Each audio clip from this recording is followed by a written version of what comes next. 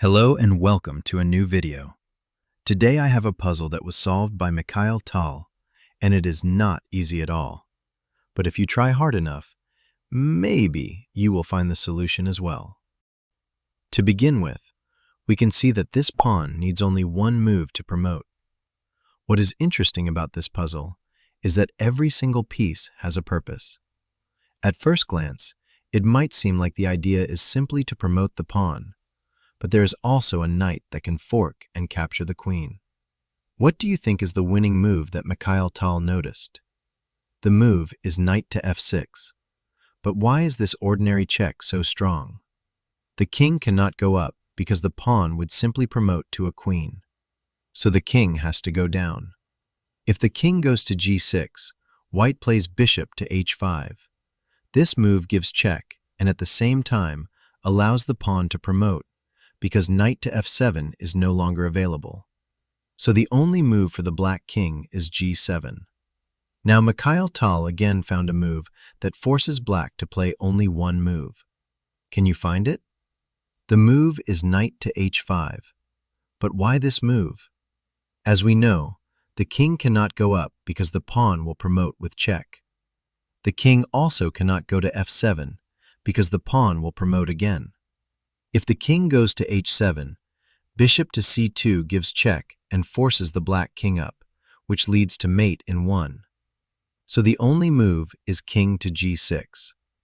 Now again, we have a move that forces black to play only one move, and that move is bishop to c2. The king cannot go to f7 because the pawn will promote, and all other squares are occupied except for king takes knight. After this move, even Mikhail Tal struggled to find the winning continuation. He went for a walk, but came back very excited because he had found the winning idea. And that is, promoting the pawn to a queen. Black is forced to fork, after which the king plays e6. When the knight takes the queen, the king moves to f5, and now everything makes sense again. This pawn blocks the black king's escape, and bishop to d1 is mate in 1. From this moment on, white has a forced mate in 9, which black cannot stop by any means. In this position, black must play pawn to e2, blocking the bishop's path. After that, white needs to play bishop to e4. In order to stop the checkmate on f3, black must promote the pawn to a knight to defend the f3 square. The next move is very complex, because you have to calculate every possible response from black. That move is bishop to d5. But why is this move, which does not directly threaten anything, so strong? First, we have to look at the black pieces. If one of the knights moves, there is an unstoppable mate. If black plays almost anything else, mate comes even faster. So the only good move is to push the pawn, because if black plays anything else, mate in 2 is unstoppable. After the pawn push, we play bishop to c4 anyway, threatening mate in 1 on that square. Now black once again needs to promote the pawn to a knight to delay mate.